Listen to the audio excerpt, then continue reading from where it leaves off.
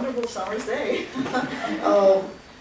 to a very exciting talk that we have today. And most of you know I'm a philosophy professor here at Mesa. My name's Nina Rosenstand, and I am chair of this occasional lecture series, which we have had running since the 90s now. And our speaker, whom I am very happy to be able to introduce today, because she's familiar to most of us. And she's a professor here at Mesa, and she has been a professor here at Mesa of history since 1989. And her name is Dr. Mary Lou Locke, and now she is retired, at least semi-so. And she is embarking on a new career as an author, and she will tell us that there indeed is life after teaching. And her topic is My Second Career, New Trends in Blogs, eBooks, and Independent Publishing. Welcome, Mary.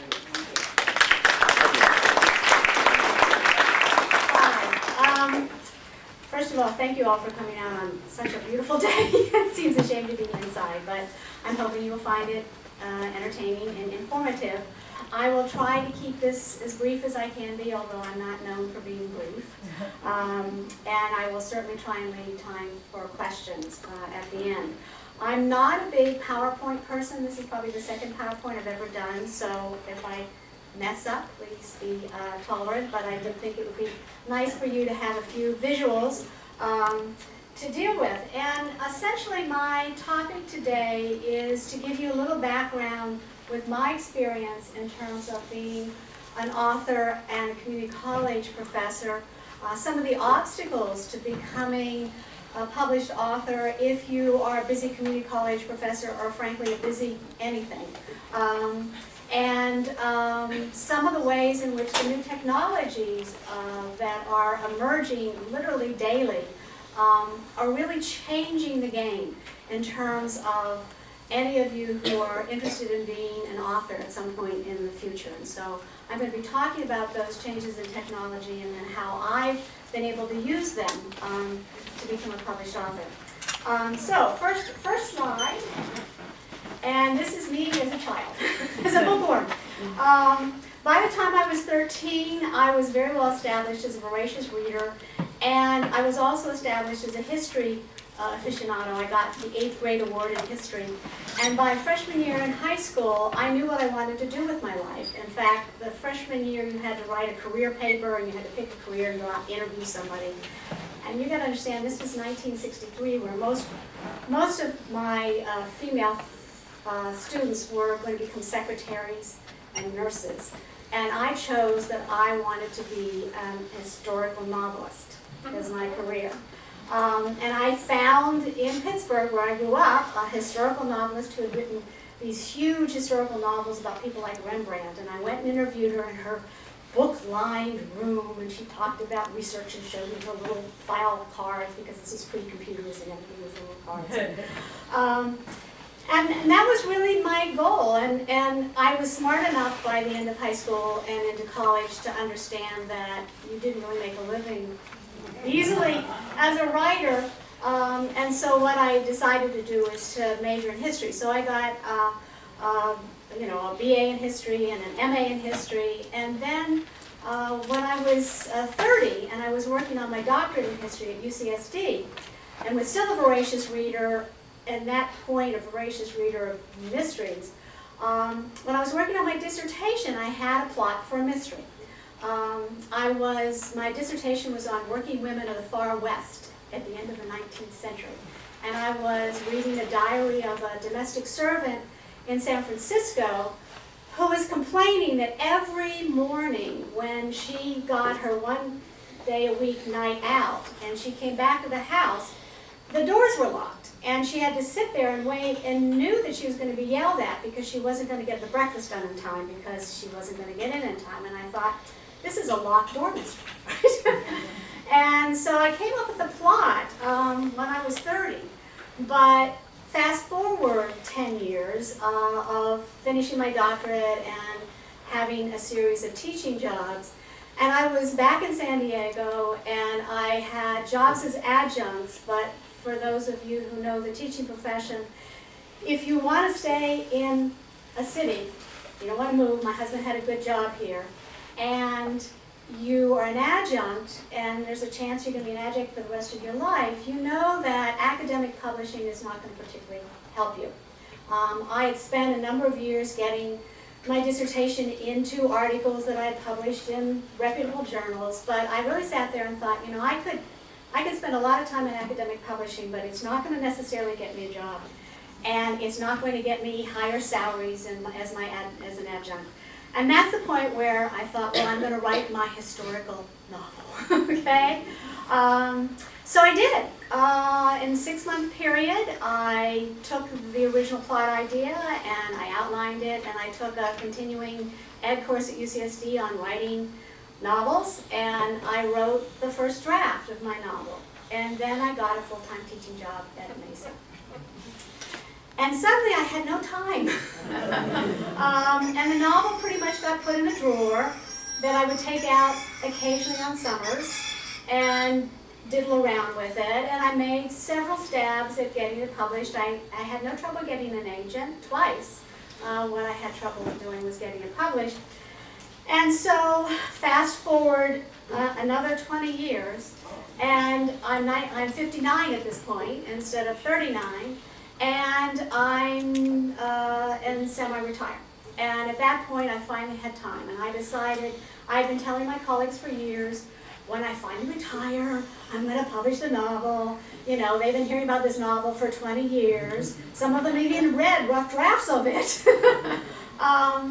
And I thought, you know, if I'm going to do it, I need to do it now. But I knew enough about publishing. I was part of a writer's critique group with several published authors, and I knew how hard it was to get published. So I thought I would do some research, because that's what you are when you're a historian, you do some research. So I really spent about 6 months looking into the blogosphere, discovering what the blogosphere was, reading how-to books about publishing and how to get published, going to a convention of mystery, a mystery convention where people were talking about how to get your mystery novel published. And at the end of that time, I made some crucial decisions about what I was going to do. And I took the manuscript and I rewrote it and I self-published it. It was out there, available to people, about 3 weeks before my first grandchild was born and about a month before I turned 60. And that seemed like an appropriate milestone for me. So what I'm going to talk about today is what were the obstacles? What took me 20 years to publish? And what are the changes I said that would, I think, for any of you, mean that you wouldn't have to wait 20 years? Because I don't want the rest of you waiting until you're 60 to have as much fun as I've had in the last year. Before I start, I'm just sort of curious, how many of you out here are interested in some time, whether it's nonfiction or fiction, in becoming a published author of something, poetry, short story? Good, yes, you're exactly the people I want to be talking to. And so it's going to be a little depressing at first because I'm going to talk about the obstacles, but then it's going to be very rewarding because I'm going to start to talk about how those obstacles are very easily overcome now. Okay, so my next slide. One of the first problems that you deal with as a community college professor is that you have this tremendous workload. I just love that picture. Where you have all these papers to grade. You have 5 or more classes. You have, in my discipline, 45 students each. You give papers and midterms, and the result of it is that, and for those of you students, you need to be kind to us because often we are literally working 7 days a week throughout the semester, because when you go home and you're writing your one paper, we are reading 250 of them. And it just doesn't leave a lot of time and energy. Many professors work during the summer. And that means that they don't have a lot of time during the summer. And of course, everything I'm saying about a community college professor is true for anybody who has a full-time job. There's not a lot of time, there's not a lot of energy, unless you're one of those people who only needs 4 hours of sleep at night and can, go home and write from 11 at night till 3 in the morning, of which a lot of us can't do. A full-time job makes writing difficult. Whether you're doing academic writing, where it often requires a lot of time for research, often time to travel to do research, or whether you're doing creative writing, which seems to require a lot of sort of sitting and staring into space and walking the dog and doing things, but it takes time, and it takes uninterrupted time. And that was the thing that I found most difficult, is that it's not, for most of it's not something that we can necessarily sit down and spend 10 minutes on and write a paragraph and then come back 3 weeks later and write the next paragraph. So one of the most difficult obstacles, I think, for anybody with a full-time job to become a writer is just the whole issue of time and the exhaustion of your job that doesn't leave a whole lot left over. Now, I have colleagues who do publish, and some of them are in this room. But I also know it often is at great personal cost, and it often means that they take teaching schedules where they put most of their classes on 2 days a week so that they have some extended time. But that is also a very difficult thing to do in terms of maintaining, because the energy it takes to teach all of your courses in 2 or 3 days is just enormous. So it's not something that's easily done, and I've always been very, very both envious and absolutely floored by those people who are able to do it. Okay, second obstacle to getting published, besides just having the time to write and write effectively, is the whole issue of gatekeepers. If you start to read about publishing, the word you will hear used over and over again is gatekeepers. Either as the good thing about traditional publishing, because there's gatekeepers and you're not going to let any trash in, or the bad thing, which is that it makes it very difficult to get published because there's these series of gatekeepers. In academic publishing, the gatekeepers tend to be what's called peer review. And so I have a slide for peer review.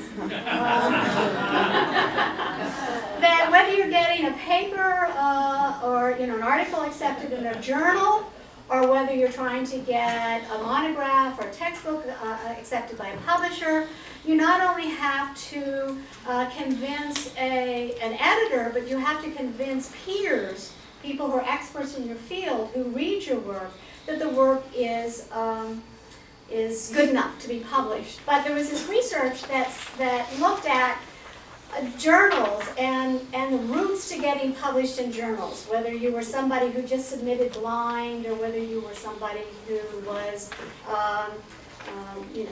somebody recommended you as something that should be published, or whether you were somebody who was connected with the journal and submitted your work to the journal. And guess what? Those people who were already connected to the journal on their editorial boards, they had a much higher rate of getting published.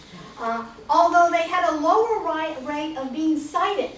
And that's often one of the tests of whether an article is a good article, is how often other people cite it. So they weren't being accepted because they were particularly good. They were accepted because of who they knew and who they were. And that's very true for both academic and commercial publishing. To a large extent, it's who you know and where you come from. And once again, for community college professors, we don't tend to circulate with the people who count in that area. We're not at institutions where fellow colleagues are on the boards of those particular institutions. We're not going to conventions and doing papers and meeting people that way nearly as frequently. And so to a large extent, if we as community college professors submit things, there's a certain, doesn't mean you can't get accepted, but there's a certain obstacle to getting them. It's more difficult to do so. When you're talking about commercial, non-academic publishing, particularly if you're talking about a book, say either fiction or nonfiction, book-length manuscript, the first obstacle to a large extent is the agent. Because most publishing houses will not accept a book, what's called over the transom. Just, I'm sending this book because it's wonderful to an editor, to a publisher, I think you ought to look at it. It does happen. It happens most likely if you can drop some names, or you can have somebody sort of send it saying, I know this book is good and you're going to want to check it out. But mostly you have to get an agent, and increasingly agents are The first gatekeepers. Publishing houses are facing bad economic times. They are laying off editorial staff and assistant editorial staffs. And increasingly, editors are essentially saying to agents, we don't want to see a manuscript until it's done and polished and almost ready to be published. It used to be that's what editors did. And agents said to those editors, this thing has a lot of potential. And then the editor helped shape it. Now it's often the agents that are expected to do that. That means, of course, agents are busier than ever. And that means that they are more reluctant to accept something that they think is going to take a whole lot of work. So the first gatekeeping, and the slide I have for this is the steps one has to take to get published, are agents. Then there's the acquisitions editor. Then often there's editorial boards. And then there's marketing. And increasingly, the final decision about what book gets published seems to be the marketing department. The marketing department that looks at, is this a book that is hot in terms of, is it vampires? Is it vampires and werewolves? Is it vampires and werewolves with a holiday theme written by a celebrity? And if they feel like it fits into that niche, then it may be a go, unless they decided that that particular trend is now crested and they won't look at you if you have a vampire book. So there's a whole lot of steps to finally getting published, and a whole lot of people who have a chance to say no. And once again, because of the economic difficulties that publishers are facing, you've got to understand there are now 6 big publishers in the world. There's a lot of little tiny presses, but when you look at a different publishing company, you may see 20 different names. They're all little imprints of those 6 big companies by and large. So when you are convincing that final marketing board, it's often a marketing board that is really looking at the whole bottom line. And this is one of the real changes, particularly in terms of fiction, is that there used to be an assumption that an author, if a publishing house believed in them, that they would give them time. They would give them time to build an audience. They would give them years to build a reputation. But now it's literally down to 6 weeks. If you're not moving those books off the shelves in bookstores, you're in 6 weeks. Those books are going to start to be returned.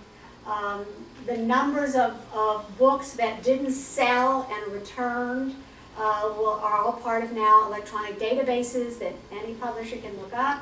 If your second book didn't sell as much as your first book, all of those things are known now because of sort of the ability to keep data. And of course what it means is that publishers are less and less willing to take a chance. The word is that publishing houses are accepting fewer new authors. When they do accept a new author, they're giving them smaller and smaller advances. The way publishers work is they give you an advance. And that's literally, it's sort of like a loan, only you don't have to give it back. But what it means is that you don't get any more money for that book unless you've sold enough books that your cut, your royalty, is paid off that advance. But once again, for fiction, particularly for paperbacks, you often, after your agent gets a cut and after the book distributor gets a cut, obviously after the publisher gets a cut, usually your percent of the sales are 25% or less. And it takes a whole lot of books to sell when that's the only part that counts to pay off a decent advance. Now, if you've only been given a $2,000 advance, which is increasingly seen as the norm for a first published author, you may be able to sell that out. But you know what? That means you only got $2,000. And that's not really enough to live on. Okay, so there's a lot of obstacles, a lot of steps to getting published, and it is, once again, particularly difficult for someone who has a full-time job to sort of engage in the hand-holding and the ushering along and the stamina in terms of, okay, it didn't get published or it did get published. And of course, it brings to the next obstacle, which is the time and money it takes to market. Now, most of us hear about the bestsellers, the Stephen Kings and the James Pattersons, and we hear about their $1 million advances, and we see ads in the New York Times, and we see big posters when we go to the bookstore. Well, most publishing houses spend their marketing money on their bestsellers.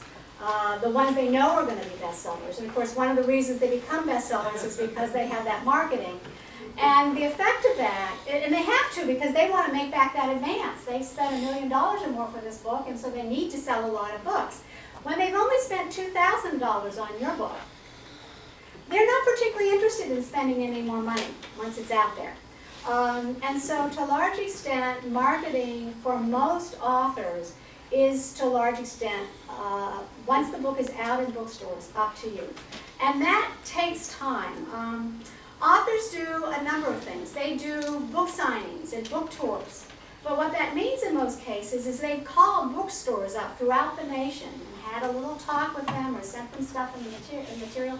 For example, in the handout, after the pink sheet, there's a sheet about my book. That's called a sell sheet.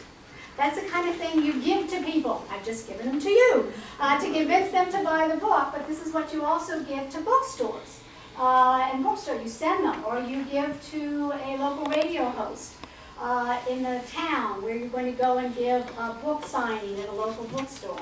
But most authors have to print, as I did, that material out themselves, which is a cost. The mailing costs are there, the cost of travel, the cost of the hotel, and you may end up at a book talk where there may be 15 people, and 14 of them may have already bought your book. So you made one sale, and that trip may have cost you hundreds and hundreds of dollars for that one sale. Okay? I told you the first part was going to be depressing. It's going to get better. Obviously, if you have a full-time job, you may have some money to do this, but what you don't have is time. You don't have time to take 4 weeks off to like get in your car with your car filled with books and posters and drive from town to town to town. It's very difficult to do that kind of marketing, face-to-face marketing, which is really required if you have a full-time job. And so once again, for a community college professor, anybody who's working full-time, the time and the expense is often an obstacle. But of course, if you don't do the marketing and you don't sell enough books, you're never going to pay off your advance, you're never going to get any additional income, and chances of getting a second book published just went down dramatically. So it's a real difficult option for people. And I got to tell you right now, there are blogs after blogs with people saying, how do I do this? How did you do it? You know, I had a video, I had a trailer, I went and I stopped people on the sidewalk, I made postcards, I made t-shirts, they're doing everything possible to try and get their names out there. Okay, so these are the obstacles: time, money, lack of contact. And this is what I was discovering as I tried sort of every once in a while to get my book out there and published while I was working full time. So now we come to retirement. Which I thought was appropriate because I was going from working at the computer doing history to working at the computer in retirement. So I'm retired. And as I said, I did this investigation. And after this investigation, I decided, I remember that I just come back from a convention, and I was still saying, oh, you know, I know it's a good book. I've never had any trouble getting agents before. That was never my problem. The problem was the next step. And you know, and friends would say, oh, it's a really good book, you know, you should try and do the agent. But a couple things made me decide to self-publish. One was that essentially I had friends who were published authors who had not been able to get an agent. They had agents, agents had dropped them, or they dropped the agents, or the agents had retired or died, you know, for a number of reasons. The editors they'd worked with had been bought out and merged 3 times, or had retired. And so I knew the reality of trying to go the traditional route, and I knew that it was brutal, it had always been brutal, and it was getting worse. One of the other reasons is that at the conference, what was said over and over again is that from the point in which you queried, that's the name, the agent, sent a letter saying, would you be interested in looking at my manuscript, to actually having the book available in bookstores at a minimum is 18 months. And it's much more like 2 or 2.5 years. Well, I was about to turn 60. And this was supposed to be the first of a series. And I just literally said, I don't have time to do that. Now, a lot of you are young. And I'm not saying you shouldn't go the traditional route. But if you're older, or you've gone the traditional route and you're getting frustrated, you might hit the point where I did, which it was sort of, I'm just not willing to go that route. Okay? And another thing that made me decide that was the fact that there were new royalty structures coming out with the new ways of publishing that actually made self-publishing something that might be viable, that wouldn't be just an expensive hobby. And that's what I kept saying in my head. I do not want this to be just an expensive hobby, you know, where I have a lot of fun, but I'm ending up paying for the privilege of putting the book in somebody's hands. I don't, you know, breaking even is even okay with me, but I don't want it to be an expensive hobby. And the new royalty structures that I was hearing about suggested that it didn't have to be an expensive hobby. So those sort of things, how bad it was in the traditional route, and the fact that it was going to take so long, and the fact that there were really new economic structures out there, and the new opportunities that were now being offered through technology. And that's what I'm going to focus on now. I'm going to focus on what are the changes that are going on in the publishing industry that make self-publishing at this point a really viable alternative. Or even if you don't want to go down the self-publishing route, that are opening up opportunities for potential authors. So that's where I'm going to go at this point. And if you are an aspiring writer, hopefully some of these terms are already familiar to you, but if you're not, this is really, if you're not familiar with these terms, you really need to be aware of them, because as you get into trying to be a published author, these terms are going to be thrown around a lot. So the first one is a commercial publisher, traditional publisher. I tend to say traditional publisher. This is, you know, most of the books that you read and have read in your life have gone through the traditional publishing process. The traditional publisher, when he makes a contract, or she makes a contract with, and of course it's going to be the company, with an author, is essentially buying the rights for that book. So if you publish with a traditional publisher, for the length of the contract, and for some authors that turns out to be for their lifetime, it's really the publisher who owns the book. Now there's subsidiary rights like foreign and film, and sometimes you can have separate contracts with that. But the main book is generally owned by the publisher, and that's caused a lot of problems. That's what happens when, for example, a publisher decides that they don't want to print any more of your books. So what often would happen is the book will go out of print, and you know, people might want to read it. They might have read an earlier book in your series, they want to get a hold of it, but unless you can find it in a library or a used bookstore, it's not available anymore. And you as the author can't do anything about it because the publisher owns the rights. Okay? So that's one of the things about traditional publishing. Then there's something called a subsidy publisher or vanity press. And this is one of the biggest obstacles that I initially felt emotionally to self-publishing, is because these kinds of organizations, the businesses, have been around for a long time, but they have had a very sort of generally negative idea. And this is where the traditional publishers say anything besides the traditional publishing is really vanity publishing. And what that is somebody who is vain enough to think that their work is good enough even though we said it isn't, and has enough money that they're willing to publish it themselves. That's that sort of expensive hobby idea that I didn't want to do. Now, there's lots of reasons people use subsidy presses, and it doesn't mean their work is bad, but it costs you. In other words, you pay a publisher who is a subsidy publisher, or what's called a vanity press, and you pay them to edit and proofread and produce your book and maybe do some marketing. And you hope that you sell enough books so that it will pay for that initial outlay. But there's really no decision that this is a good book or a bad book, because if you pay, to a large extent, the company is willing to take the book and then publish it. And it's what It's also a place where authors have been scammed. If you're an author out there who wants to get published, be very, very careful. If you read this ad that says your book can be in the bookstores in 5 days for this low amount, some of the information about self-publishing, a number of those sites are very good at reviewing some of the scams, some of the companies that are fly-by-night. I essentially got, there was a small press that didn't ask me to pay, but promised all sorts of things, like 10 years ago, that if I submitted my manuscript, they would get it as an ebook and they would get it as a print book, and all I needed was a 3-year contract, and then they just went belly up. Then I was left with nothing. They never printed the book, nobody ever read the ebook.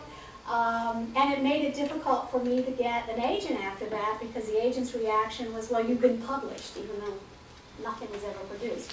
So you've got to be very careful about that. But there's a lot of information out there. So if you read something about somebody who's going to publish your book and you're going to become a bestseller, but you only have to pay some money, if it sounds too good to be true, chances are it is. So be very careful about that. Okay, self-publisher, independent publisher. This is what, and this is literally the last year and a half. There has been a movement. Some of them call it the indie author movement, or the indie publishing, or the self-publishing movement. And it is not only people like myself who have not been published before, but it's also people who have been traditionally published who are now going and taking those books that are out of print that they've gotten their rights back to and publishing them, or publishing books that they hadn't been able to sell, so maybe they'd sold 15 books, but there were 3 books that were always close to their heart that they could never sell, and they're publishing those books. Or increasingly, there are a number of big-name authors who are publishing their new books independently. And they're doing it because they've calculated they can actually make more money than if they went through the traditional process. So this is a change that has literally happened in the last year and a half. And so that's sort of what I'm going to be talking to you about. I also use the term printer or book producer. There are companies like Lightning Source and Lulu, and once again some of these sites are on the second half. And what they do is they simply produce a book and distribute the book. Sometimes they'll provide some additional services. And part of the reason they're able to do that is called print on demand, and that's sort of like the next thing that's down there. And I'll talk more about print on demand a little bit later. Social media, that's a term given for things like Twitter and Facebook and blogging, etc. And I'll be talking about that. Okay, so what I'm going to do is I'm going to talk about the technological innovations that have really made self-publishing, which is the route I decided to go, viable. Okay, the very first thing in terms of technological change is ebooks. And the Kindle is probably the game changer for this. This is, I have a nice cover, but this is my Kindle. Ebooks have existed for some time, but most of them were read on people's computers. There were a few e-readers, but they were sort of clunky. What made the Kindle different, I think, is not only was it backed by Amazon, which of course is one of those major e-retailers, bookstores, but it was a device where you could download a book instantly.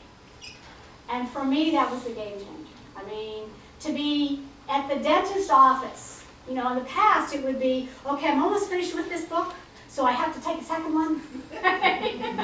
Or I might be stuck reading People magazine. With this, you just take this, and if you finish one book, or it turns out to be not a very interesting book, you just download another one. Or you already downloaded one and you just bring it up. That really seems to be what has changed and made Kindle the most popular e-reader, but I think it's also changed people's ideas about e-readers. The other one our family owns, of course, is the iPad. Interestingly, I use this very little. This is an iPad. This is bigger, it's heavier. I like my Kindle. But I also sell the majority of my books on Kindle, which may also be part of my love for it. Ebooks are a game changer in terms of self-publishing. Now, books you get on Kindle are not all self-published. The vast majority of them are published. But for someone who wants to self-publish, they really make things, first of all, there's no gatekeeper. When I published my book on Kindle, there was nobody to say this is a good book or a bad book. Okay? I just published it. There's a process where you do it. Didn't cost me any money. Okay? Traditionally, when you were self-published and you had to do print, you had to pay a printer to print your book, and that cost money. So to get my ebook out there to readers, it didn't cost me anything. Now, I did pay to have my cover designed. And it's made a big difference. People like my cover. It shows up well as a thumbnail. It looks good, you know. But you don't have to. If you've got a graphics background, there's lots of templates. You can produce your own cover. So, no gatekeeper. Another benefit to it is because it doesn't cost you anything, potentially. For me, it cost $250 for the cover design, but that cover went for the book and for the thumbnails and any, advertising. It's on the card. I got a lot of use out of that $250. But you don't have to pay anything. What that means is that you don't have to charge very much. So my ebook is $2.99, and Kindle now gives you 70% royalty. So for every $2.99 book I sell, I get $2.04. Now that's a good percentage, particularly compared to what many authors get who publish traditionally and end up getting 20, and particularly for ebooks, often it's as low as 17% of the ebook sale when they do it traditionally and their book is an ebook. So it means, and of course the lower the price, any economics majors out there, the lower price, the bigger demand, because people are willing, particularly for an unknown author like myself, $2.99 on my Kindle, it's like, oh yeah, I think it's been $2.99 and try this new author, looks pretty good. $14, I'm not going to try a new author. So, to that extent, that really helps with sales. And you can do it yourself. You need to know Word. You need to know how to get rid of paragraphing in Word. I published my book on Smashwords, and I'll show you that a little bit about that on Kindle. I didn't need to know a lot. For Kindle, I needed to be able to save my Word document as an HTML document. It wasn't too hard, just like click, click. I did have a little help from my husband when there was a little trouble with the table of contents, but that didn't have to pay him. Now there are people out there. I mean, for some people, just the whole idea of doing Word even is scary. And certainly, if you don't have a nice electronic copy, there are people out there who will format books for ebooks, and they obviously charge, but it's relatively inexpensive. And it is something that you can then recover the cost fairly quickly. Okay, so didn't cost much. I could do it myself, which also meant that it didn't cost much. It meant I could have a low price, and it has higher royalties, and it is the growing market. So this is my next slide. Okay. So as you can see, ebooks came out, and then nobody was buying them because they were on the computer, and then starting in 2005. And then they've just gone up astronomically. In the last month, there's been a number of statistics. Now, first of all, ebooks at this point are slightly less than 10% of all books sold. So it's still a tiny slice of the market. But their growth rate compared to other books are phenomenal. Kindle has announced in the last couple of months that their ebooks are outselling their hardbacks. In the last year, ebook sales have gone up 193%. Kindle sales of ebooks have gone up 195%. So pretty much the estimates are that this is a steadily growing market. It's going up exponentially. It's not just in small increments. The number of devices, now that the prices of ebook readers have gone down, the sales have gone up tremendously. The speculation is that by Christmas there's going to be a number of $99 e-readers out there. I think in the next couple of years, that will be a general price. Kindle has a version that's $139. So the more e-readers get into a reasonable market for sort of the average reader to get, then of course the more e-books demand is going to be. As I said, I published, the first thing I published, the e-book is in Smashwords. Smashwords is a company started by one man. I frankly don't know how long it's going to last, but he was a man that saw the need for a way of publishing ebooks that could be read on a series of devices. So, if you go to Smashwords and you look up my title and my name, and the name, the pen name I went with instead of Mary Lou Locke was M. Louisa Locke, because it just sounded really, I don't know, classier. It sounded 19th century. My book is set in the 19th century. So, if you go on and you look at this, I think what's probably even more important is that these are the various ways, if you buy my book for $2.99 in Smashwords, is you can just read it online, you can download it to your Kindle.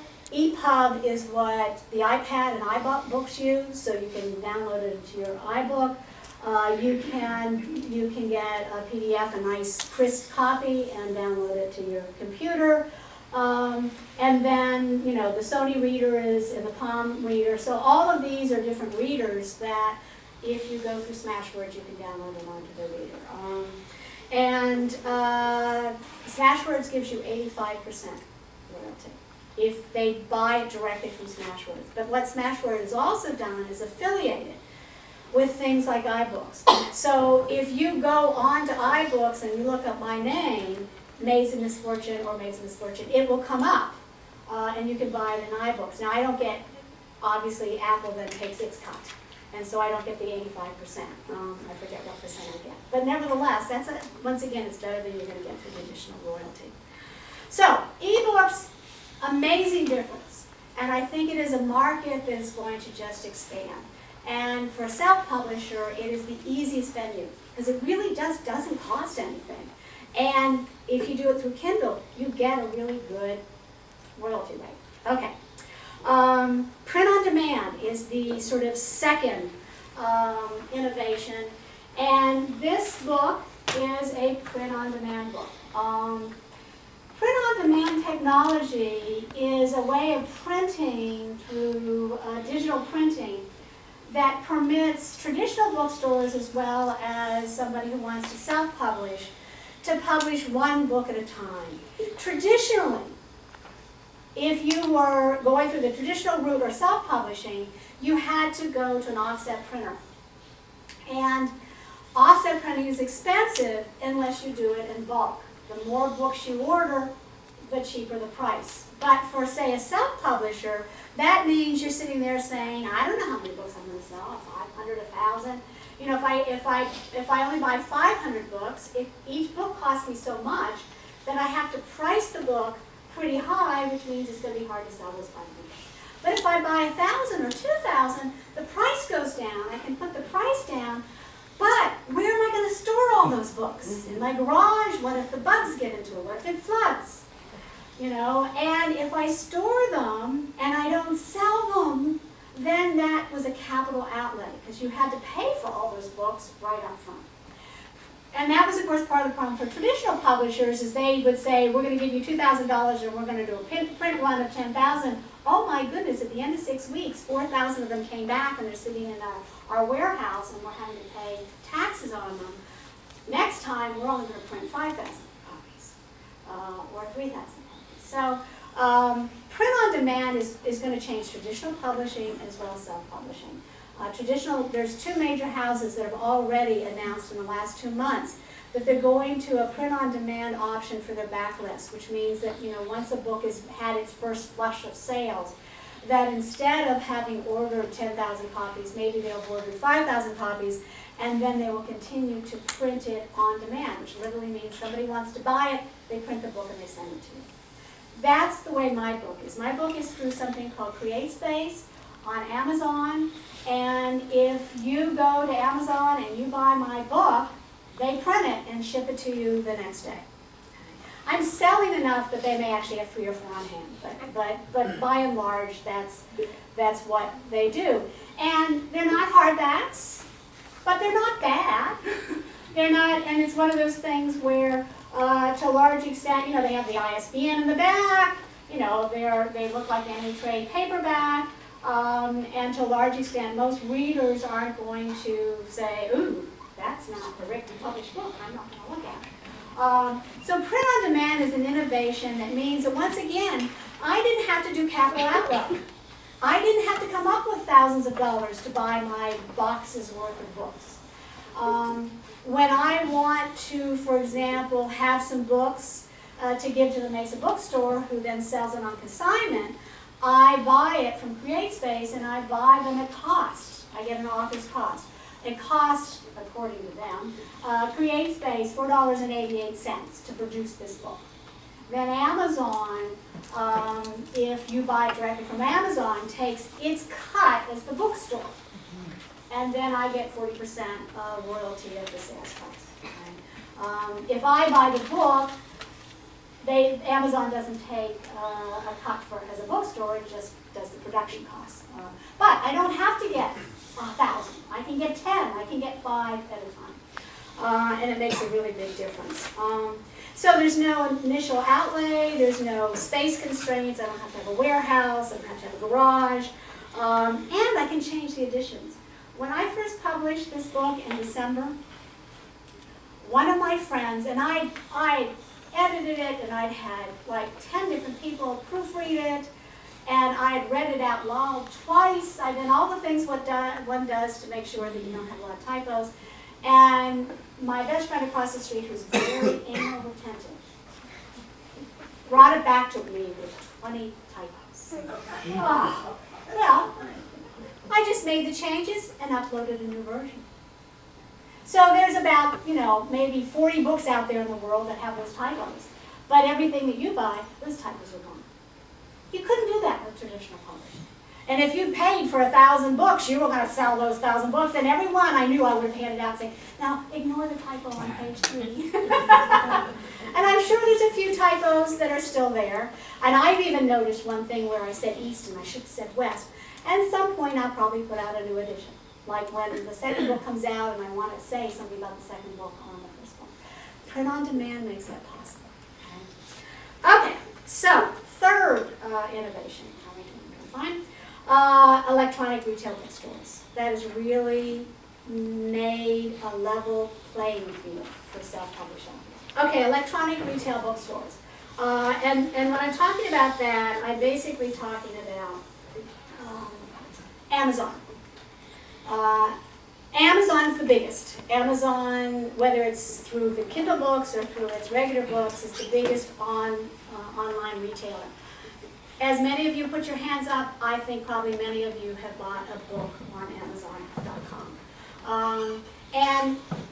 And this is a level playing field because traditionally, this book, if it was published by a commercial publisher, that commercial publisher would do everything possible to get this book in bookstores, independent bookstores, bookstore chains. They have brochures, they have sales reps, they ask the authors to call, and they pay to have the book placed. When you go in and there's those little tables and there's little things in the window, publishers are paid to have the books on those tables and in the windows, just like grocery stores are paid by, cereal boxes to have a cereal box right with your face.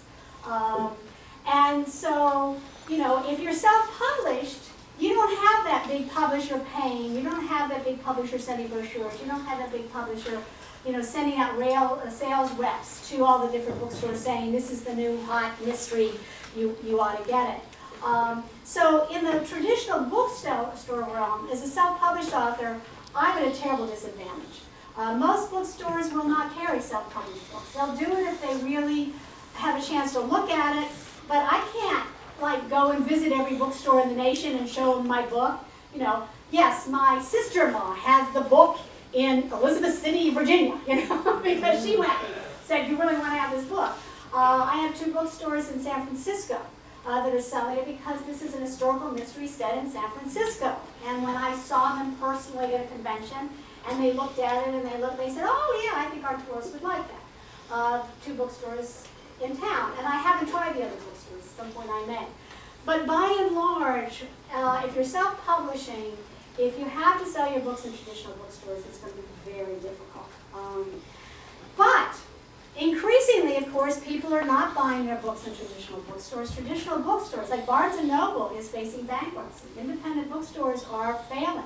Now, that's not something that I necessarily apply, but as a self-published author, the more people who buy on Amazon, the more likely they're going to see my book. And when they see that product page, they don't know it's self-published. And what e-retailers permit you to do, and Amazon is the best at it, is duplicate the bookstore experience. So, a lot of people go to bookstores knowing they want to buy this book, right? They've heard about Louisa Locke's historical Victorian mystery. Well, you know, what you do is you put in my name, or you put in, you know, in your search parameters, the name of the book, and then that'll come up. But a lot of times when you walk in that bookstore, what you want to do is you look at the book. Okay, does the cover look cool? You know, there's the cover. Okay? Interestingly, publishing houses haven't figured out how to make covers that show up good on the computer. They're often too dark, you know. But I knew this was going. I knew this would be a main selling point. I worked with a designer. And literally, she'd send me things and I'd make it real small and see whether or not the name and things show up. The next thing, of course, you often do is that you look into the book. You read the first, chapter, first couple pages. Well, you take a look inside. Amazon lets you look. So increasingly, savvy people, if they don't know the author, they're going to look and they're going to read the first chapter. You can do that immediately and decide, oh, does this sound good? The next thing, of course, is you want to get some kind of review, and this sort of gets to your question. This is sort of the second part. If you scroll down from what we just saw, what you get, the product description. The product description is the same thing that's on the back cover. So once again, you go to book, either on the flap or on the cover. There's usually a little synopsis of the book and maybe a little something about the author. Right there on that page. So you're getting the same information as if you actually had a book. And then you begin to see customer ratings, because on a traditionally published book, they have what are called blurbs. And so what you'll have is a sentence or two at the back of the book saying, you know, Publishers Weekly, this is a great, whatever. Well, on Amazon, there are reviews. Now, I only have 7 reviews, because I haven't really. Now, if you buy my book, I want you to put it on Amazon if you like it and review it. But I haven't done that. A lot of people are really good about telling all their friends and neighbors and saying, please, these are reviews, except for Ann Elwood, who was a friend. All the other 6 reviews were reviews from strangers. This morning I got out, and on my blog, somebody had posted, just read your book, fantastic. Yesterday, somebody emailed me, don't know who they were. When's the next book coming out? Just finished the first book. You know, I have no idea how wonderful this is. But what this means is that instead of walking into the bookstore, either having seen a book reviewed on, say, New York Times, or going and seeing, you know, the bookstore's recommendations, increasingly people use this, and the reviews often are quite long. Blurbs on the back of books are sometimes just a sentence. Here, if you read 7 reviews, and they're all saying the same thing, which basically these are, then that gives you a desire, you know, you say, well, okay, I think I may buy this, particularly if it's not too expensive. And that's where Kindle, it's only $2.99. $12.75 is a book, that's a bigger risk. But for Kindle, we're talking $2.99. So Amazon and the retailers really have permitted a way of duplicating the sort of process that you go to when you go to a bookstore. And finally, this is what has really made a difference for me. If you put in historical mystery on Amazon, mine's the first book that comes up. That's why I'm selling. Because somebody says, I like historical mysteries, or if you put in Victorian mystery. I think, you know, I've read the ones I know. I'm tired of Aunt Perry. I want a new one. And if you go into a traditional bookstore, you're going to go into the mystery section, and you're going to look through, but you're not going to necessarily know which one's in the Victorian. Or maybe you'll go to a bookstore sales clerk and say, I'm really interested in a good Victorian mystery. Maybe they'll take you to it. But when you go on Amazon, there's a number of ways of which you can browse. There's a way of browsing on the side. You can just put in a search parameter. And I don't look any different. I mean, all these other ones, they're not self-published. This one is a book by one of the vampires, the ones who do the Sookie Stackhouse things. Like, she's making millions. You know, and it's a 2006 book, which is, I'm sure, why mine's ahead of hers. But when somebody sees that, they don't go, oh, that's a self-published book.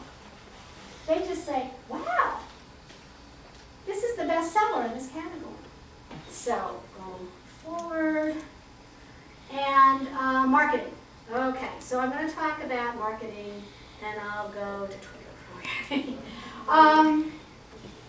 Social media is now increasingly, even traditional publishers are telling their authors, if you want to sell books, you know, yes, you have to do the book tours, and you have to have the postcards, and you have to have the book signings, and you have to go to conventions and schmooze with the booksellers. But they're also saying you have to have a platform and a visual presence in social media. This means Facebook. Used to be MySpace, but who knows what's happening with MySpace. So it's Facebook, it's Twitter, you need to have a blog, you need to have an author's website, you need to comment on other people's blogs, you need, there's all these things. You have to be out there because, of course, particularly with the younger generation, that's where you're getting your word of mouth. That's where you're getting your information. You're not reading the New York Times book review. You're not even reading the Union Trib book review. And, of course, the number of mysteries that the Union Trib reviews is like you could count on one, and it's not going to be mine. So it's really being out there in the sort of social media. So I'm just going to show you some of the things I've done, and I'm not an expert at it, and I am not as good at it as I should be. I do not tweet daily. I don't tweet 12 times a day, but I am on Twitter, and one of the things that I found that I can do is I do searches for people who tweet about Victorian mysteries. And then I follow them. And I figure what happens is they'll do what I do when somebody just follows me. I'll say, who's this person who just followed me? And I'll click, and on the profile, I'm hoping that they'll go, oh, this is a person who's written a Victorian mystery, which I happen to like. And then they'll click on my author website, and they'll read about it. So Facebook, of course, is filled with people I know at this point. Although I've had a few fans friend me, and that's sort of weird, but people I don't know. But people who are really selling a lot of books have fan websites. Fan where you just like and you don't have to actually communicate. So that is certainly a route to go for people who are more comfortable with that. But the Facebook was perfect for when the book was first published and the 80 people who I'm friend I told about, and they were probably my first book sales because they were friends and family. They're the ones that were going to buy the book. But I think Twitter has, I can see a spike. When I'm active on Twitter and I really get out there for a couple days, I can see a spike in sales. So it does make a difference. The author website, so this is just the beginning of the author website, and of course, my cards, my book, the Amazon website, anytime I comment on somebody else's blog, anytime, the tweet profile, all of that's going to get linked to my author website, which of course describes the book, and then I have all my reviews listed down, full reviews. And then they can learn about me, and they can read a free excerpt of the book, and they can find out that they can buy it in Smashwords or Kindle or Mysterious Galaxy or whatever. And then that's my short story. So they can find how to get that on Smashwords for free if they want, and then how to contact me with Twitter, etc. And so that, once again, I can see a spike. I tell you, I sent the email notice about this out. My author website and my blog went up. And it was because all of a sudden, some of you got those emails, you don't know who I am, didn't know, or if you did, you didn't know I published a book, and so you went to the link and checked it out. So, and of course, I know one of you bought the book, and great. Also, reviews. First of all, it's hard to get your books reviewed now. There are not as many newspapers, there's not as many magazines. If you're self-published, forget it. You're not going to, maybe a local review is going to review it. But once again, there is out there in the internet more and more people whose websites are review websites. They review mysteries, they review paranormals, they review literature, they review chick lit. And my first review that I got, I basically sent out just an email to their site saying I had this book, linking it to this where they could read an excerpt of it. Would you like me to send you a free copy of the print? And I did this to about 12. I got, I think, responses from about 8, and 6 of them actually went on to review the book, all of them positively. Many of them then gave me permission to put the review on my website, but they also independently put the review on Amazon or put them on things like fan sites like Shelfari. And so that's where my reviews came from, and that gave me the stars, and that gave me the basic reviews that are positive when somebody looks at the book and looks at the review and says, I think I'll give it a try. And so this is one of the reviewers. This is a book that reviews books by, for, and about women. And they are one of the prime Amazon reviewers. So they're well established as a good review. You can trust them. And they gave me a good review, and so that was very helpful. And then I also have a blog called The Front Parlor. And mostly what I blog about twice a month. You're supposed to blog daily. I don't have time for that. I don't know how people have time for that because I'm semi-retired. But, one of the last things I wrote about was outlining, straight jacket or lifeline. And I get maybe 4 or 5 hits a day. It's once again, where it's really served me well is that people have picked up from that blog. For example, I comment on other people's blogs, and I often, when I comment on other people's blogs, link back to my blog. So if somebody else has done a blog post about outlining, then I'll say, that's interesting. You might want to check out what I've said about outlining. But what really made a difference is that there's a major site called Publitariat that's all about self-publishing. And I had posted a few comments. They had clearly seen my blog. They asked me to enter it in a contest and it's on your list. It's on the pink sheet. They had a contest last April where they wanted to get new contributors. And so they asked people to contribute a post, and then they let people vote by doing hits. And the post with the most hits became their winner. I won. And the result of that is they now will look at my posts, and I would say 2/3 of them, they then post on their site, and their sites get thousands of hits a day. And for example, this is one of the ones, like last month, is there a point of critical mass in marketing when a book can just sell itself. And as of that date, I had 223 reads. Usually I get up to 500 reads.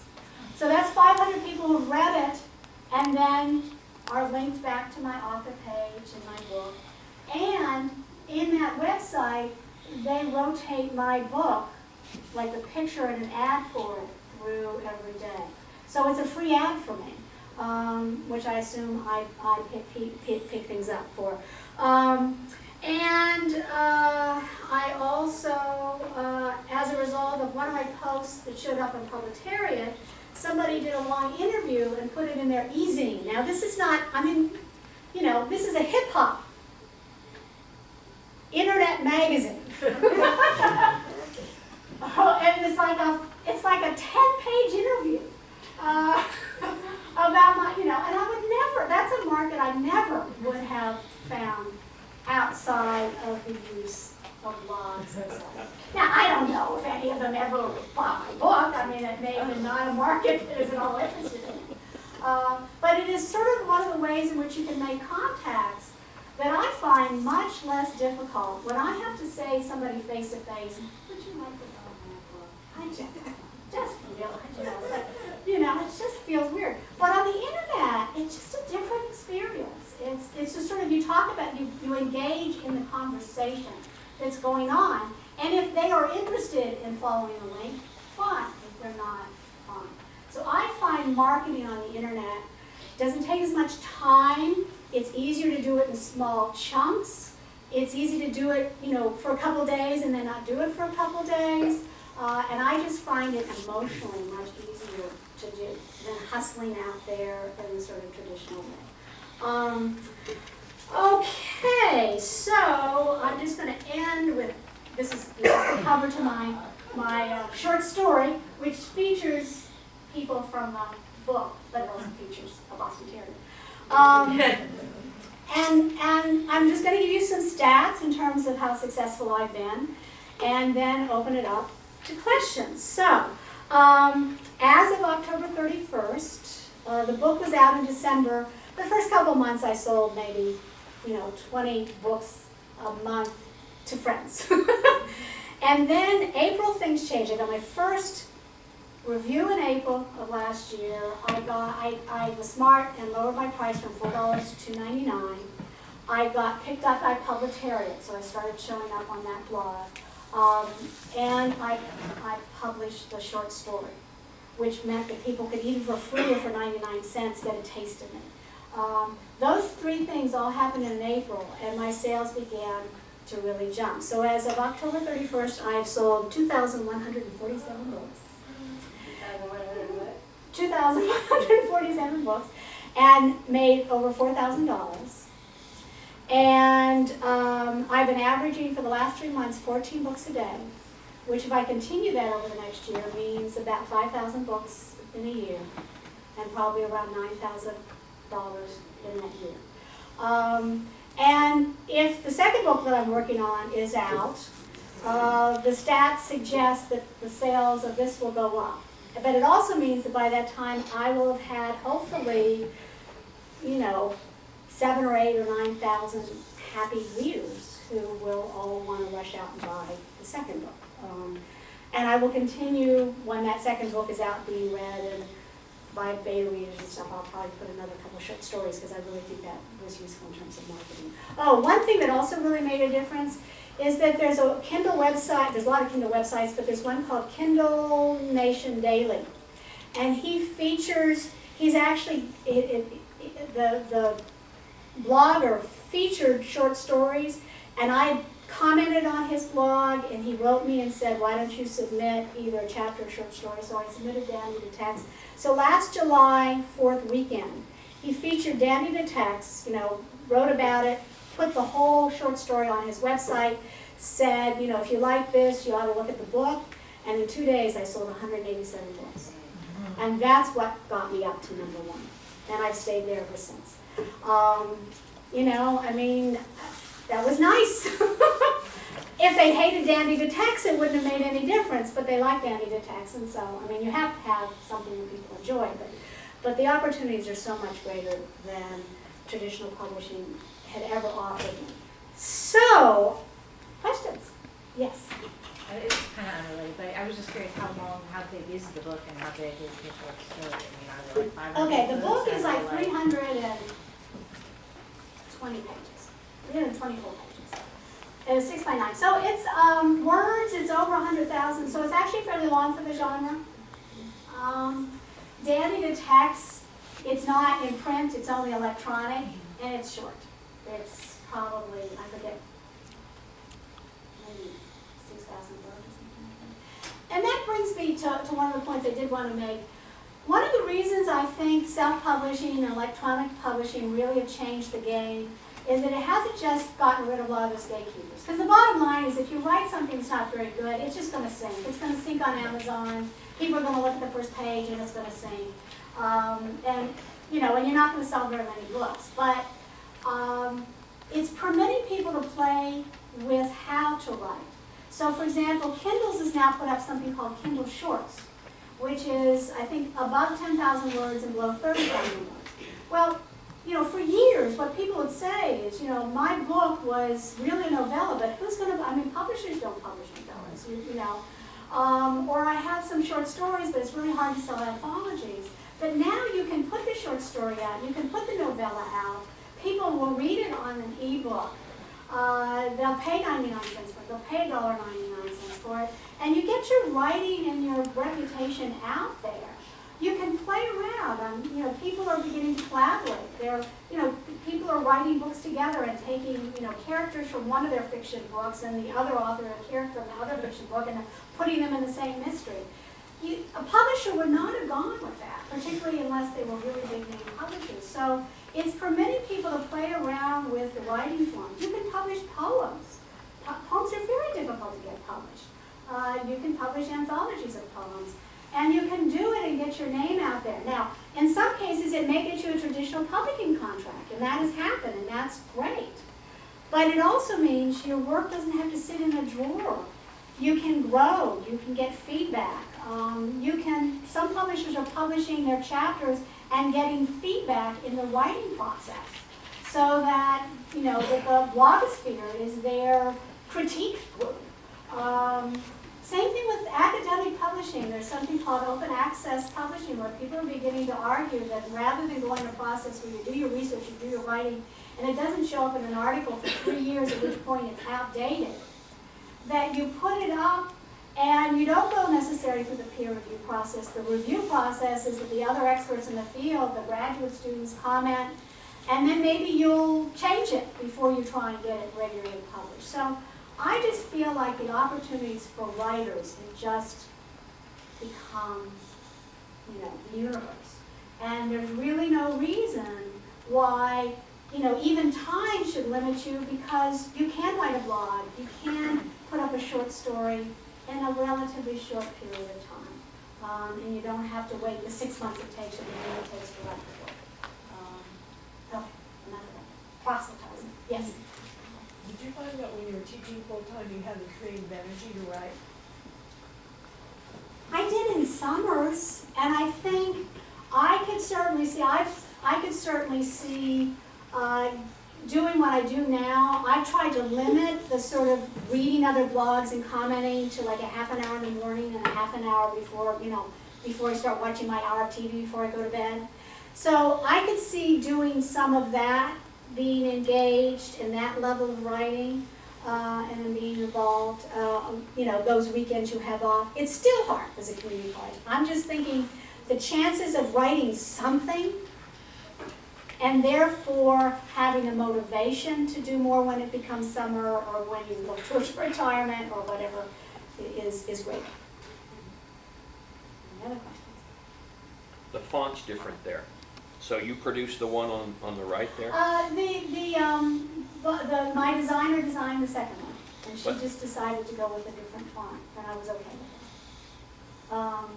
it. It's the same color, but it's a slightly different Victorian background. The branding is an interesting process, and I have a whole post on my blog about sort of establishing a brand. The second book I'm doing, I'm thinking I'm going to have a blue Victorian background, but I'm debating about it. Because this has worked so well for me, but I also don't want them all to be the same color. Those are decisions, yeah. From an online perspective, if your thumbnails are different color, it categorizes in groups. So, just from someone who browses a lot online, it distinguishes the periods of your writing so that we can grab number 1, number 2, number 3 in a So series. having different colors would be a good idea. Okay, that's Same font, different color. yeah. I think my reaction is it's going to be a Victorian wallpaper like that. It's going to be blue. It's going to have the same kind of center.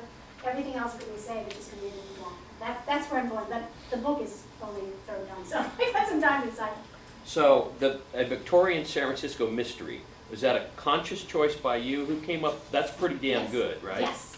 I spent some time with that, thinking about it. I thought, there's things like Gaslight and Gilded Age, but there were already books out there that were Gilded Age and Gaslight, and I figured they were big authors and they would always come up first. But what that means is that even before I was number 1, if you put in Victorian mystery, and you Googled the Victorian mystery, I showed up high, or in Amazon, I showed up high, and so I will use that as the tag. So my second book is called Uneasy Spirits, but the tag will still be that. And that's why I decided the Victorian San Francisco. In fact, I think what I ended up, in fact, I'm looking at this and thinking this was an earlier version and it actually says story, because I wanted to distinguish it from the book. So, yeah, so ultimately it was a Victorian San Francisco story. Any other questions? Is it possible, is there a way for you to put in a way to search on Mary Lou in Amazon? Do they allow you to have keywords? Yes, I could certainly put my name in as Mary Lou Locke as well as Emma Louisa Locke. The only thing about it is that at this point, except for the world of Mesa College, everybody now knows me as Emma Louisa Locke. But that's a good idea. It doesn't hurt me. It doesn't hurt me to do that because there are obviously people in my life who only know me as Mary. But that's a very, yeah, that's an easy thing for me to do to go for that tagging. And yes. I don't know if you thought any farther, but let's say, you know, obviously you're going to continue to market this way, publish this way.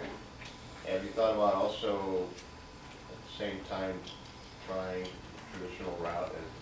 Yeah, I've thought about it. The truth of the matter is, at my age, if I was young, frankly, if I was young and I was just starting out and I had a 40-year career ahead of me and an agent came to me or a traditional publisher came to me, I would definitely try the route. I would be very careful about what rights I gave away and things like ebook rights, and that might be that might squash the deal. In other words, right now publishers are saying we have your ebook rights essentially forever, and you know, so I would be very careful. But at this point, I think I'm going to make, you know, I mean, obviously if a publisher came and said I'm going to give you $100,000, I would make more money that way. But nobody, I mean, this is a light historical mystery. Nobody's going to offer me $100,000. They're not going to offer me $50,000. They're going to offer me $3,000 or $4,000 because I'm a new. I mean, now if this took off and sold $1 million, that would be complete. It's not going to take off and sell $1 million. So, yeah, I don't think I would say yes. I mean, if an agent came to me, I might say, what can you do for me with foreign rights? What can you do with me for film rights? Absolutely. And I have thought about approaching agents for that at some point. But for traditionally published at this point, I'm pretty happy doing what I'm doing. And I'm watching traditionally published people making that decision as well. So, So this would not be available when you say foreign rights, the ebooks? It's, yeah, I mean, yeah, there's not a foreign publisher. In other words, you could get it in Australia through Amazon, but you couldn't. Right. There's not a create But there's, space. yeah, but that's changing as well. I mean, Amazon is starting to Right. have like an Amazon create space and stuff, so. You didn't really talk too much about your marketing on Facebook. You mentioned Twitter. So it takes a backseat to Twitter then? Well, and even Twitter does, it's the blog for me. I mean, Okay. commenting on other people's blogs, my blog, that really I think is most effective. Now, there are other people who really use Facebook and Twitter effectively. I just haven't, I don't know, it feels funny for me that you talk about my blog. I take it you send a copyright to the U.S. Copyright Mhm. Office, and so you own that. Yeah. And so when I you keep all my rights anyway. All of these things that I publish with, I keep my rights. that's what I meant, when you said the ebooks, you said have the rights that. No, I still have my, oh, if I went through a traditional publisher, they would take my ebook. But as a self-publisher, I keep all my rights. And that's another thing that gives me a lot of control and flexibility. As the medium changes, I'm not dependent on a publisher saying, we're not going to put the ebook out for a year, or we're only going to put the ebook on iBooks, or, you know, I have control to do that. Yes? My question was about Twitter and blogging, like you said, like, you have a blog, and is it all about how to self-publish, or do you have to have a theme, or is your blog or Facebook about the book or a Mine character? so from the far book? has been primarily on self-publishing. Okay. I'm hoping to sort of shift to more sort of historical mystery research stuff, because I think that would be a whole other group of readers who might be interested. And frankly, I feel I'm getting sort of tired of talking about self-publishing. I mean, this was fun, that this is sort of talking about things I've been blogging on, and so I don't see myself doing, I see myself getting much more into the issue of being an historian, historical links, and how do you write good historical fiction, and that sort of stuff. That's sort of the nexus. You can do anything you want. I mean, there's a lot of people who blog by reviewing other books. There's a lot of people who blog about whatever their subject of the book is. So if their book is about, so I have a friend who's put out a book of short stories about dogs, and she's about to put out a book on Rin Tin Tin. So her blogs tend to be about the world of dogs. So particularly if you want to be a published author, blogging about something that is connected to the world of your book, and then reading other people's blogs who do that and commenting on that, linking back to yours. It's just being part of the conversation. Somebody writes something about a breed of dog, and you jump in and say, well, this is what I think about that breed of dog, by the way. Back in the Yeah, in terms of trends, do you see traditional publishers starting to make more concessions because they feel threatened, or do you see them like in the war between Blockbuster and Netflix? Blockbuster dug their heels in and now they're declaring bankruptcy. So what's the you trend? get a little of both. Some of them, there's something called agency publishing, a new agency model where it used to be the retailer like Amazon who set the price, and the big six have come in, or 5 of the big 6 have said no, we want to do it. So we set the price, and the price they did was higher, so that Amazon was setting all of their first run is $9.99 and then below that, and so now those first run ebooks are $14 or $15, sometimes higher than the paperback, and they're explicit that they don't really want to encourage ebooks because they don't make as much money on ebooks, they make their money on hardback. So you have some people who are doing this sort of Blockbuster versus Netflix, what can we do to stop the process? I think eventually they're going to have to change. Some of them are jumping on board and putting all their backlists out, but they're not doing them very well. They're not well formatted, and they're still charging a higher price.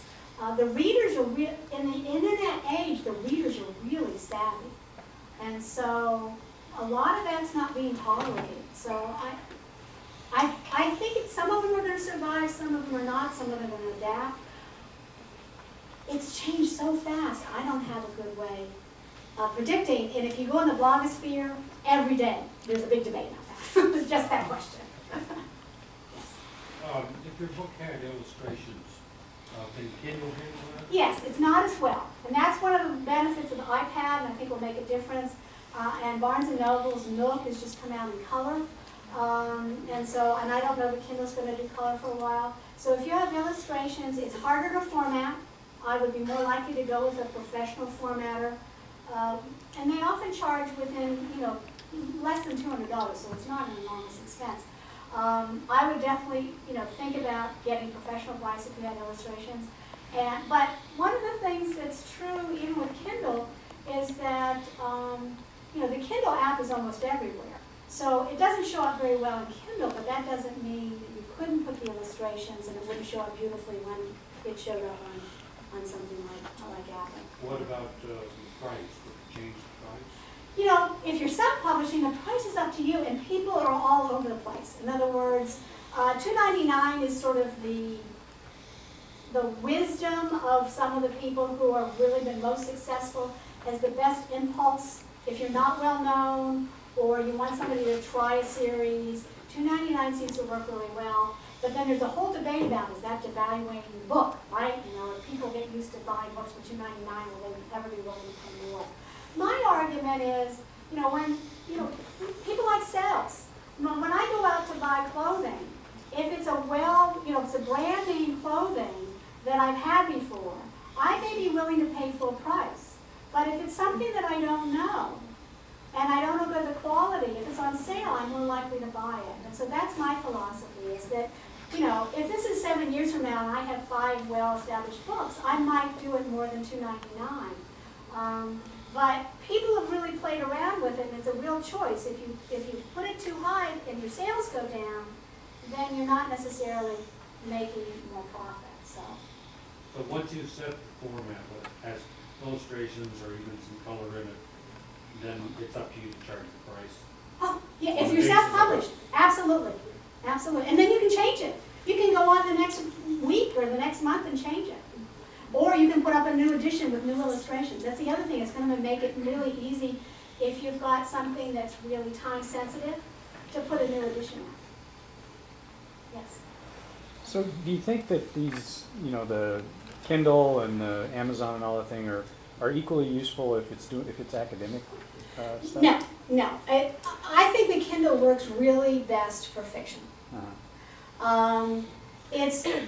It's still harder to maneuver back and forth. It doesn't have pages. That's one of the benefits of something like the iBooks, because you have pages. I find it difficult to sort of do the kind of going back and forth you do with an act. They're trying. They're giving you the ability to take notes and to highlight and that sort of stuff. But I think and there are people who swear by it using it for academic, but I think their primary, unless the technology improves tremendously, which it may, because it's changing over time. Right now, it's really best for fiction. Mm-hmm. Or for short things like But I mean, newspaper. even for having your book out or whatever it is you're writing out and being sold, Amazon you can still do it that way, I mean an academic book? Yeah. Oh, yeah. I mean, Amazon doesn't care what you're publishing. Oh, okay. They don't, as long as it's formatted, okay, they don't care. I mean, there's some issues there's some question if there's pornography and stuff like that, but they're not they're not a gatekeeper. Okay. Yes. You had mentioned Locke is coming out in a color device, but I think earlier you mentioned that Barnes & Noble was about to go bankrupt. So As a bookstore, as a chain, and so there's a big question. Well, no, it's not Barnes & Noble, it's Borders. Borders, who I think they're really questioning about whether they're going to make it. But they're also talking about whether or not Barnes & Noble, if this doesn't work, because it's clear that Barnes & Noble are hoping that their e-reader and their e-books are going to help lift them we're back not up. in imminent bankruptcy, so I don't know. risk buying. No, I don't think you're at risk buying them up. It's Borders that there's real question about. So, I'm not sure, just get scared. Okay, a little bit of a different direction, because of course, part of the background is women's history. And so, I can imagine two questions, but let me focus on one first. In your book, there are a lot of fascinating tidbits about women's situation in the 19th century. Have you advertised in the direction of feminist readers in any way, and are you getting any reaction? No, I haven't really. The closest I can get to that is like the Women's Circle, the books. I did get a review, and it was my most ambivalent review from a sort of women's studies site.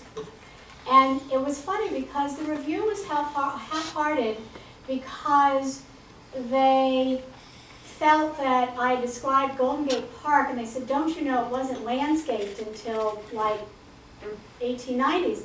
But the description I'd done was right out of a diary from 1879. And so it was sort of a historian who thought she knew the period, but didn't know it as well as I did.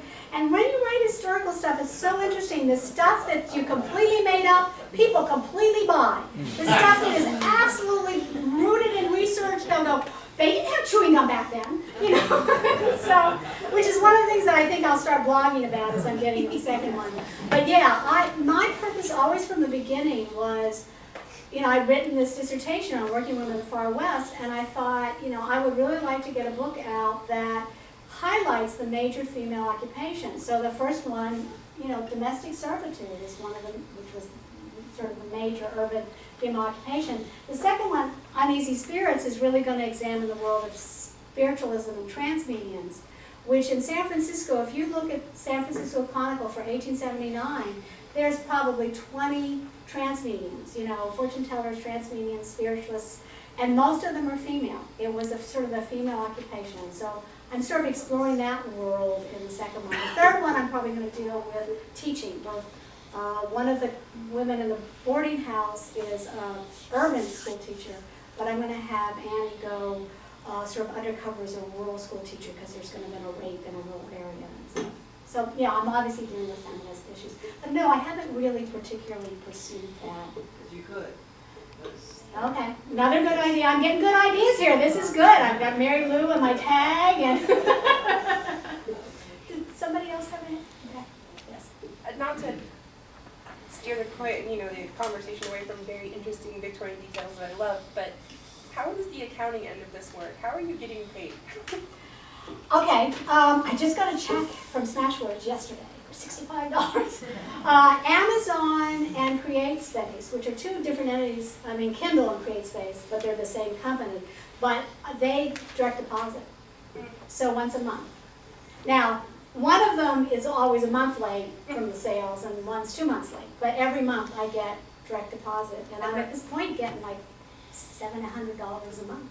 And that's on their website, that's all done through? Yeah, it's all done, it's on the dashboard, so, I mean, when you upload, you have to say how you, but they want it to be direct deposit, because they don't want to deal with Smashwords, just, it was like a handwritten check, I mean, it was like somebody actually, whoa, but they're a much smaller operation.